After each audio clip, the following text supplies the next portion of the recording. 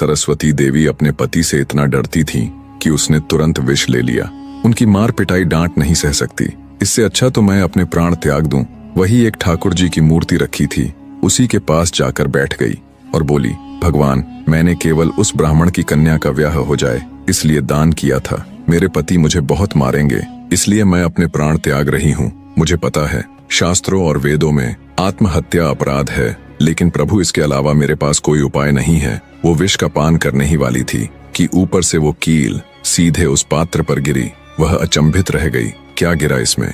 उसने अपनी उंगली से निकाल कर देखा, वो वही नाग की कील थी। इतने में ही ब्राह्मण देवता का घर में प्रवेश हुआ। उसने किमार को लगाया और इधर उधर देखने लगा कि कुछ मारने को मिले। पत्नी सामने खड़ी थी, बोली, कहिए कहिए। आज कहूंगा नहीं, आज करूंगा। तू बता, तूने दान कैसे किया? बिना मुझसे पूछे। बोली, मैंने क्या दान किया? तेरे नाक की कील कहाँ है, बता। पत्नी ने अपना हाथ आगे किया, बोली, ये रही। ब्राह्मण ने उस कील को देखा। तेरे पास कहाँ से आई? मेरे पास ही थी। नहीं, ये तेरे पास नहीं है, वो वहाँ रखी है तिजोरी में भीतर। उसकी चाबी मेरे पास है। तेरे पास कहाँ से आई? वो तो मेरे ही पास है। बहुत दिन से पहने थी तो साफ करने को उतारा था। ऐसा हो ही नहीं सकता। मैंने इसका मूल्य दिया है एक ब्राह्मण को और ये मेरी तिजोरी में रखी है। तू रुक, यही रुक, मैं अभी जाता हूँ। कील को भी साथ में ले गए। जैसे अपनी दुकान के अंदर गए और अपनी तिजोरी को खोला, देखा तो वहाँ कील थी ही नहीं। ब्राह्मण ने सोचा, ये कोई स्वप्न नहीं है, ये कोई अचंभव नहीं है, ये कुछ और है।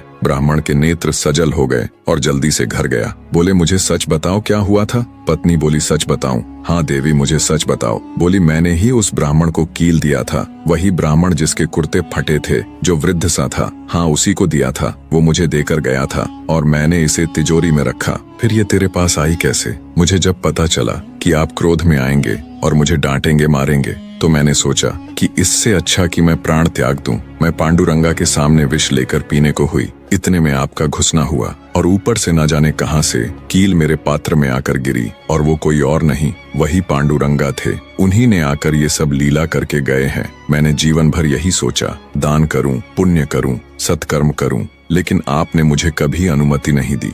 दुनिया में लोग धन कमाते हैं और दान पुण्य करते हैं, लेकिन हमारे यहाँ स्वयं ठाकुर जी आए और धन लेकर गए और उसे दान किया। उस समय ब्राह्मण देवता ने सोचा कि मैंने जीवन में एक कार्य अच्छा नहीं किया। जीवन में मैंने ऐसा कुछ नहीं किया जिससे ठाकुर जी मुझसे प्रसन्न हो। मैं इतना पापी, इतना अधर्मी, इतना अयोग्य, फिर भी ठाकुर जी ने मुझे इस योग्य समझा और वह खुद मेरी दुकान पर आकर याचना कर रहे थे कि मैं कुछ उन्हें दे दूं। इसके आगे की संपूर्ण कहानी लॉन्ग वीडियो पर आएगी। चैनल को सब्सक्राइब जरूर कर लेना।